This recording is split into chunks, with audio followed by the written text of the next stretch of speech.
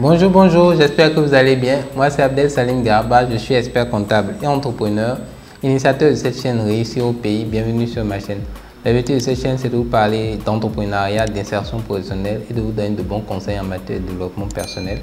Parce que je suis convaincu que le développement de l'Afrique ne peut venir que par sa jeunesse et que la jeunesse africaine doit prendre ses responsabilités pour donner des couleurs à ce continent. Aujourd'hui, on va parler d'un sujet assez intéressant également, comment démarrer son business quand on n'a pas d'argent. Je sais qu'en moyenne, beaucoup de gens, les rares personnes qui au moins sont intéressées par l'entrepreneuriat, parce qu'il n'y en a pas beaucoup, il y a une personne sur 100 en moyenne, sinon une personne sur 1000. Même quand elles sont intéressées par l'entrepreneuriat, en général, une partie de ces personnes-là disent que c'est parce qu'ils n'ont pas assez d'argent qu'ils ne peuvent pas lancer tel business ou tel autre. Donc, en général, ils vont attendre que peut-être leur business, ils vont estimer leur business à 1 million et attendre que les 1 million tombent du ciel. Sinon, qu'un jour, ils auront les 1 million pour lancer leur business. Si c'est 10 millions, qu'un jour, ils auront les 10 millions pour lancer. Du coup, ils ne se lancent jamais. Alors, la règle numéro 1 aujourd'hui à apprendre, c'est que vous n'avez pas besoin d'argent pour lancer un business. Pourquoi? On va prendre un cas simple. Ce qu'il faut faire, ce qu'il faut comprendre, c'est quoi? Il faut redéfinir la position de l'argent, le classement de l'argent dans vos priorités lorsque vous voulez lancer le business. Qu'est-ce que vous allez dire? Vous allez dire, il me faut de l'argent pour lancer le business. Mais vous devez savoir que vous n'avez pas forcément le classement de l'argent par rapport à votre business vient après même d'ailleurs. Vous pouvez lancer le business et c'est après que l'argent vient pour faire grandir, pour faire croître. Vous pouvez démarrer quelque chose. Mais le fondamental, pourquoi on dit que vous n'avez pas besoin d'argent pour lancer un business, c'est que quand vous prenez le cas par exemple, je prends un exemple simple. Quand vous prenez une personne, vous prenez deux personnes, deux individus, chacune d'elles doit aller en guerre. D'accord? Chacune d'elles doit aller en guerre. Vous donnez une arme à feu, un fusil ou bien un kalachnikov à la personne A. Elle part en guerre. La personne B, vous ne lui donnez pas de kalachnikov, mais vous lui apprenez, vous passez du temps à lui apprendre c'est quoi, comment on se comporte sur un champ de bataille.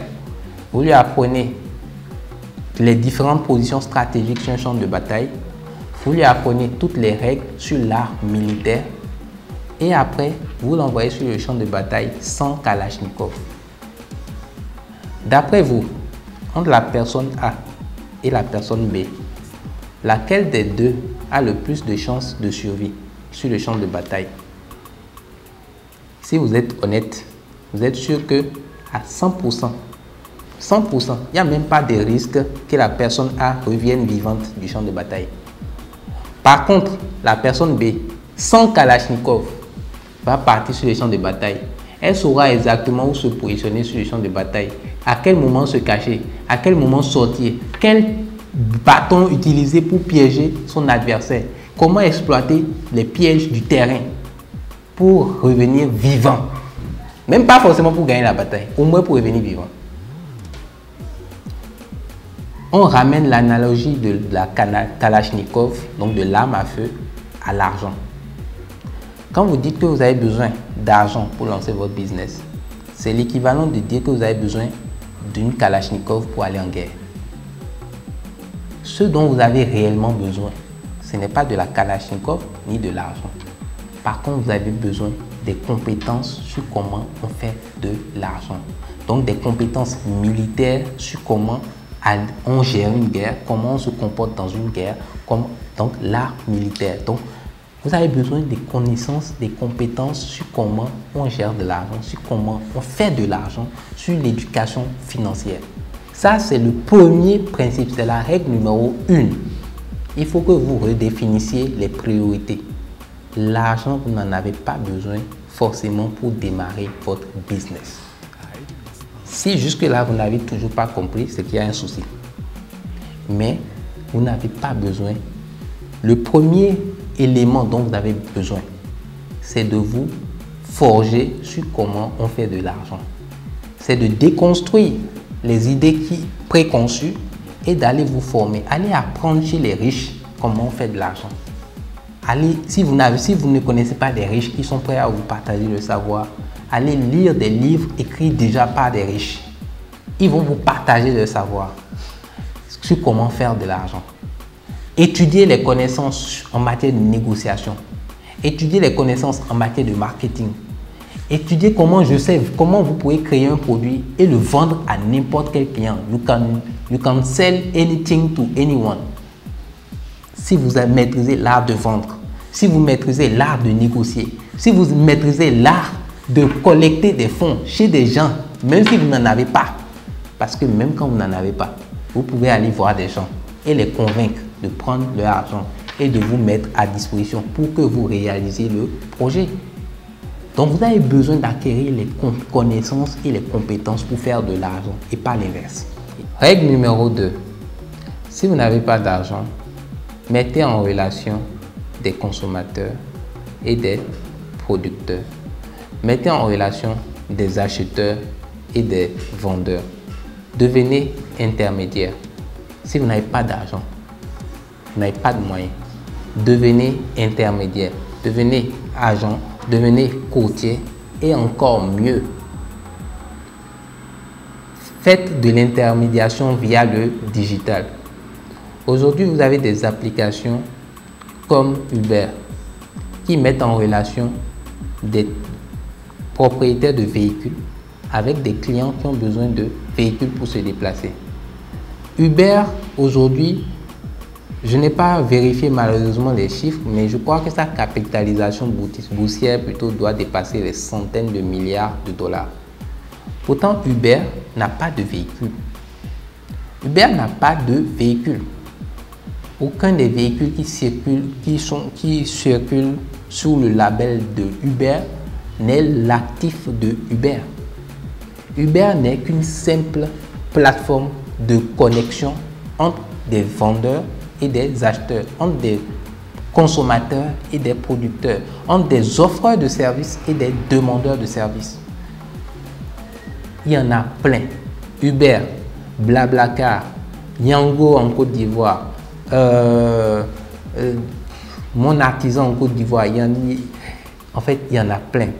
Il y a un entrepreneur nigérian qui a créé une application pour mettre en relation les personnes qui veulent commencer une activité agricole, donc les apprenants qui veulent lancer une activité agricole, avec les entrepreneurs agricoles déjà expérimentés. Pour que les entrepreneurs agricoles déjà expérimentés partagent leur coaching, leur expérience pour former les entrepreneurs qui débutent dans le domaine agricole. Et du coup, sur cette application, ce Nigérien-là, il prélève une commission de 10 à 15% sur chaque coaching paiement fait sur l'application. Qu'est-ce qu'il lui a fallu pour développer cette application? Il lui a fallu, et en plus, excusez-moi, ce n'est même pas une application, c'est un site internet. Il a créé d'abord un site internet avant d'en faire une application. Pour créer le site internet, qu'est-ce qu'il lui a fallu? Il lui a fallu juste un PC. Il lui a fallu juste quelques compétences. Lui, il était informaticien en informatique. Si vous n'êtes pas informaticien, vous pouvez juste faire appel à un informaticien. Créer un site internet, aujourd'hui, ça ne coûte pas grand-chose. Il lui a fallu Internet. Et après, d'aller de porte à porte, chercher, aller sur les terrains dans les régions agricoles, chercher les exploitants agricoles, négocier avec eux, leur expliquer le concept de coaching, leur expliquer les tarifs, s'entendre avec eux, les enrôler chacun sur la plateforme jusqu'à ce qu'il y ait un certain nombre d'exploitants agricoles qui soient prêts à travailler avec, à coacher, partager des expériences avec les jeunes. Et après, de communiquer partout sur les réseaux sociaux, qu'il y a une telle application qui existe. Si aujourd'hui vous voulez lancer votre business agricole, venez sur l'application, vous avez des coachs, des mentors qui vont partager l'expérience contre par exemple 10 000 francs l'heure ou bien 5 000 francs l'heure, etc. Aujourd'hui, il dit que cet entrepreneur nigérien a en moyenne, aujourd'hui je crois, plus de 25 bureaux dans tout. Il a une présence dans presque 25 États du Nigeria. Juste avec un PC, un site internet, une connexion internet et le reste, c'est la force de ses bras. Il marche, il va voir les gens. Quand vous n'avez pas besoin, aujourd'hui avec le digital, avec peu de moyens, vous pouvez faire des choses extraordinaires. Uber, j'en ai parlé. Blablacar, j'en parle pas. On en a plein. On en a plein. Faites de la mise en relation. Regardez le domaine qui vous intéresse. Regardez autour de vous. Offreur, demandeur. Créez une plateforme au milieu. Réfléchissez maintenant à créer un concept pour mettre en relation. Règle numéro 3. Vous n'avez pas d'argent. Offrez des services. Vous n'avez pas d'argent. Vous n'avez vraiment pas d'argent. 0 francs CFA. Alors, vous savez au moins faire quelque chose. Si vous êtes allé à l'école, vous savez au moins faire quelque chose. Ou en tout cas, vous avez au moins appris quelque chose, même si vous ne savez pas faire. Si vous avez appris quelque chose, vous pouvez à minima donner des cours de répétition. Si vous savez faire quelque chose, vous pouvez faire des petits services de consultance. Faites de la consultance. Proposez des services. Allez de porte en porte. Essayez ça. Essayez de descendre au bas de votre quartier, de longer 1 kilomètre de maison. Proposez vos services à 100 foyers et vous verrez combien vont répondre.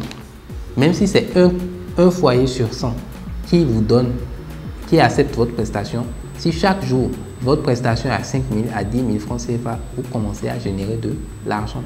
Vous êtes, quel que soit le domaine financier, cosmétique, maquillage, je sais pas moi, professeur, monteur, photographe, quel que soit le domaine, vous avez un service à offrir. Vous n'avez rien appris. Ok, d'accord. Vous n'avez rien appris. À minima, vous avez un domaine qui vous passionne, dans quoi au moins, vous n'avez, même si vous n'avez pas appris, vous êtes devenu autodidacte. Vous savez faire la cuisine. Donnez des cours de cuisine. Vous savez faire des pâtisseries ou offrir des pâtisseries. Mais commencez à offrir des services. Vendez les services, faites de l'argent avec et après utilisez cet argent pour investir dans votre projet, pour maintenant faire grossir votre projet. Mais commencez quelque part. Il faut bien que vous gagnez cet argent. L'argent ne va pas vous attendre. Il va falloir que vous alliez le chercher. Si vous avez besoin d'argent, vous devez aller le chercher. Qui cherche, trouve. Règle numéro 4. Associez-vous. Associez-vous.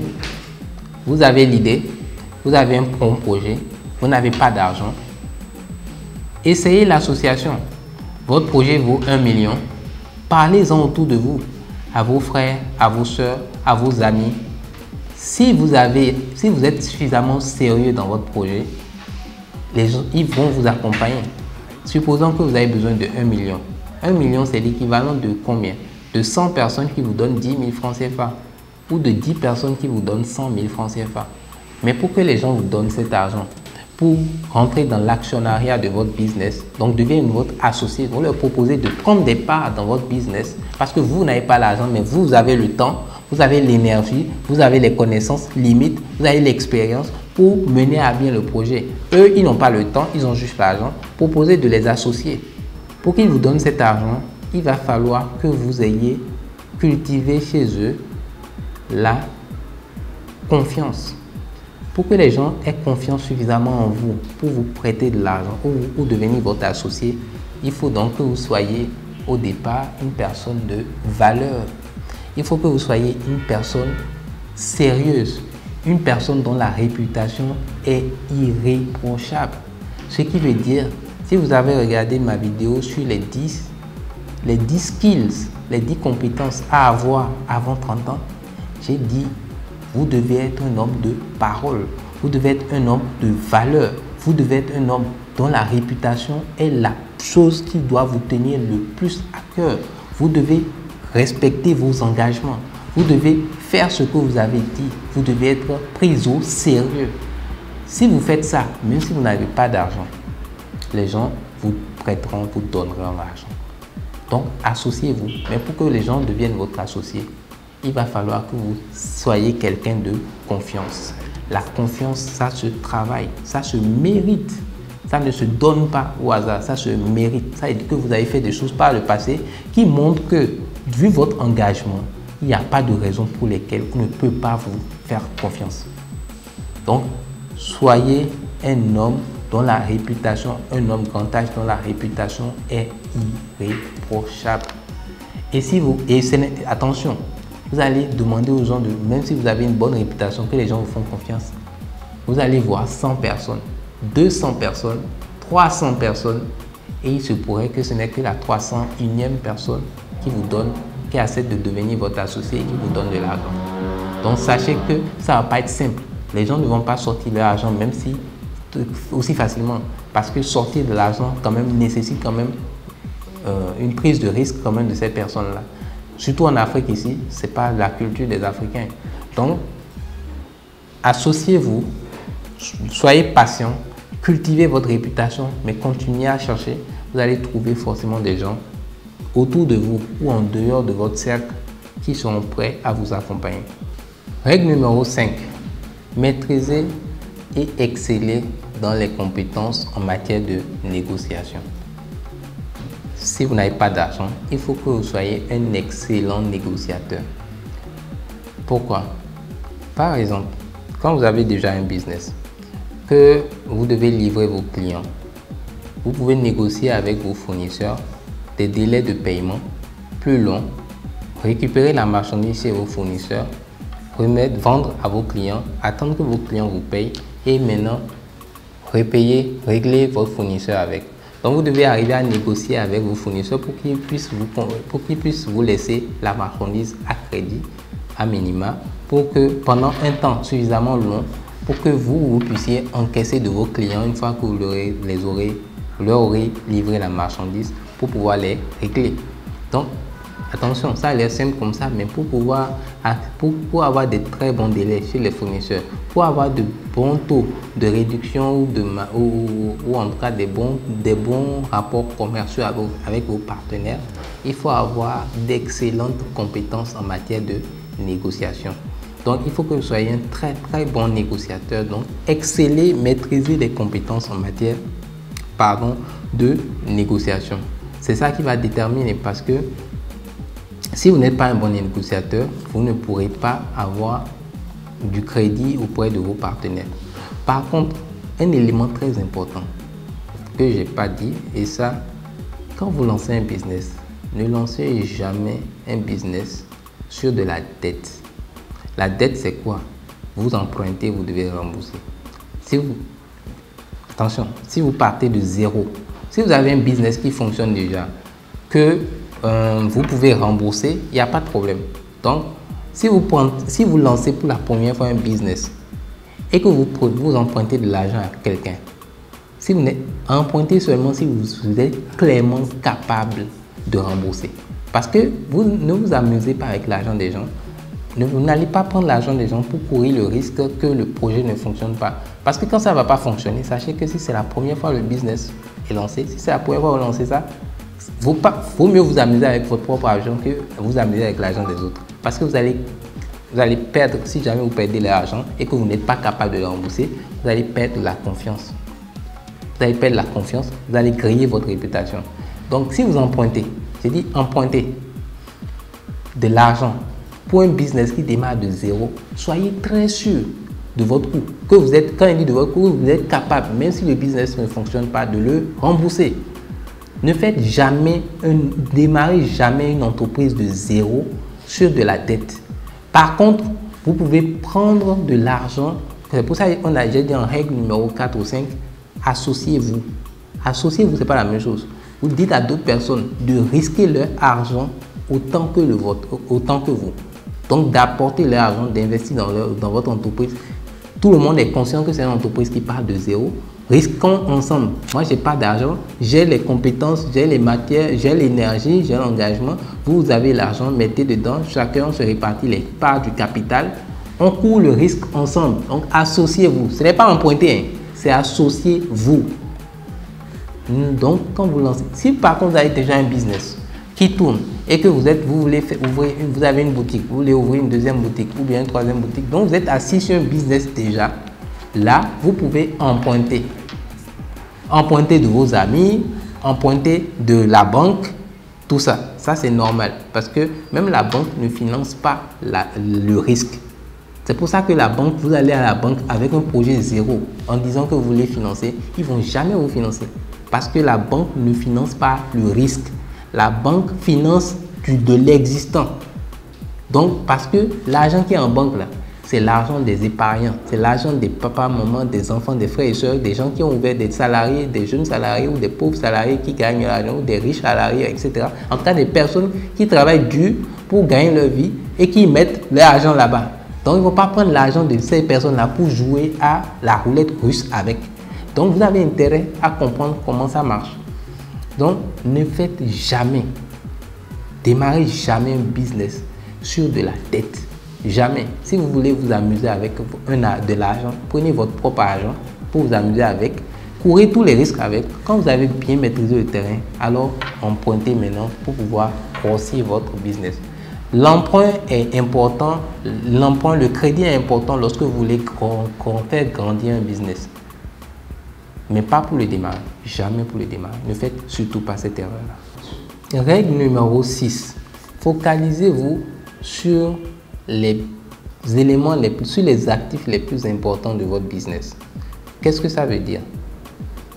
En général, beaucoup d'entrepreneurs, moi j'ai vu des cas où on vous envoie un BP, un business plan, le plan d'affaires qui fait 25 millions, 30 millions, 50 millions.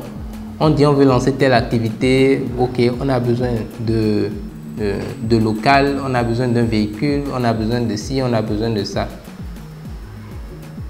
Mais en général, 90% au départ, si vous n'avez pas beaucoup d'argent, 90% de cela n'est pas nécessaire.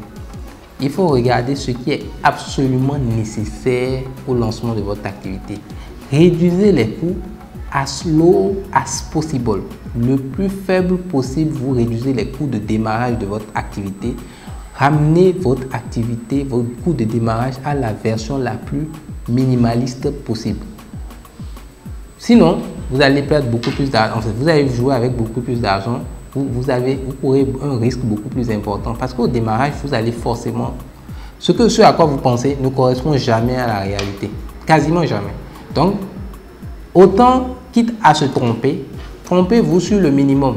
Donc, mettez le minimum possible en place qui va vous permettre de lancer le business. Moi, je donne par exemple mon cas quand je me suis inscrit à l'ordre, j'ai lancé mon cabinet de conseil. Quand je me suis inscrit à l'ordre des experts comptables, j'ai lancé mon cabinet de conseil. Pendant 1 an, j'étais chez moi. Mon bureau, c'était chez moi. Je n'avais pas de local. Ça, c'est à quoi un local? Pour un expert comptable qui démarre. Ça dépend. Je sais que certains vont se positionner, avoir un local, avoir une belle voiture pour dire que c'est ça qui va permettre d'avoir le client. Je respecte les positionnements de chacun. Mais moi, mon positionnement est très simple. Valeur minimaliste. Pas de local. Mon bureau, c'est chez moi. Je pars de chez moi. Mon capital, le capital démarrage minimum pour un expert, un professionnel libéral, c'est sa matière grise, c'est son PC. Et donc, c'est sa santé. Vous cherchez des clients, vous sortez de chez vous avec votre PC, votre carte de visite, vous vous habillez proprement, vous allez démarcher les clients. Les premiers clients que vous avez, vous essayez de travailler chez eux, dans leurs locaux, puisque de toute façon, vous offrez des services dans leurs locaux. Vous n'avez pas besoin d'un local à ce moment-là. Vous n'avez pas de collaborateur à ce moment-là. Vous êtes seul à faire le travail, donc faites-le au départ minimum. Minimalisez les coûts. Règle numéro 7. Vendez vos connaissances en ligne. Vous n'avez pas d'argent. Créez des cours et vendez-les via les réseaux sociaux. Créez une page Facebook. Vous avez des connaissances dans un domaine. Commencez à partager des informations, des conseils sur ce domaine sur votre page Facebook, sur votre page Instagram, sur votre page LinkedIn. Donnez des conseils gratuitement et commencez à parler des cours que vous donnez à domicile ou en tout cas wherever. Donc, vendez vos connaissances en ligne. Quel que soit le domaine dans lequel vous êtes, vous pouvez aujourd'hui vendre vos connaissances en ligne. En vendant vos connaissances en ligne, même si vous les vendez à 2 000 francs, à 3 000, à 5 000 francs, jeune, vous êtes jeune, 2 000 francs, 3 000 francs, 5 000 francs, qu'une fois par jour, vous avez une personne qui achète, faites le calcul. Rapidement, vous commencez à avoir 200 000 francs, 300 000 francs, 400 000 francs et ça va aller crescendo. Règle numéro 8, très liée avec la règle numéro 7. Apprenez à ramper. Apprenez à ramper. Avant, beaucoup de gens lancent leur business et veulent que du jour au lendemain, ça fonctionne. Vous voulez lancer un business, vous avez besoin d'argent. Vous voulez que tout de suite, les gens vous donnent de l'argent. Toutes les règles précédentes que j'ai citées nécessitent que vous preniez du temps pour les mettre en place. Vous n'avez pas d'argent. Quand vous n'avez pas d'argent, vous avez une ressource qui est encore plus précieuse que l'argent. C'est le temps. Donc, acceptez d'utiliser votre temps, votre énergie, votre santé pour aller chercher cet argent. Sachez que ça va prendre du temps. Vous allez ramper d'abord. Ensuite, marcher. Ensuite, courir. Ensuite, voler. Pour avoir le financement dont vous avez besoin. Sachez que la croissance va se faire de façon organique. Il n'y a pas de croissance exponentielle du jour au lendemain. Non, ça là c'est un miroir. Donc c'est un mirage. Donc aucune croissance positive ne s'est faite du jour au lendemain. Apprenez à ramper, marcher, courir, puis voler. En conclusion, si vous voulez lancer votre business, vous n'avez pas besoin d'argent. Sachez désormais que vous n'avez pas besoin d'argent. Commencez quelque part, appliquez les 7 règles de façon cumulative en voyant ce qui est pertinent d'appliquer dans la situation dans laquelle vous vous trouvez.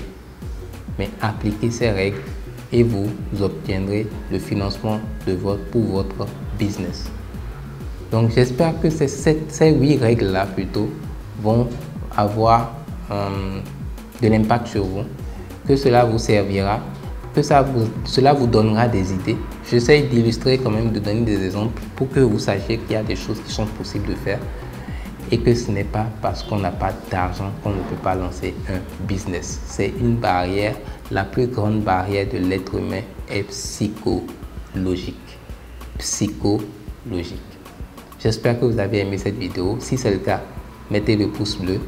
N'hésitez pas à partager autour de vous, à tous vos amis, vos proches à qui vous pensez que cela pourra servir. Si vous n'êtes pas encore abonné, alors n'hésitez pas plus à vous abonner. Si vous avez apprécié le contenu de cette vidéo, partagez. N'hésitez pas, n'oubliez pas de cliquer, d'activer la cloche de notification. Et on se dit à demain pour une nouvelle vidéo. Très bonne. Ciao.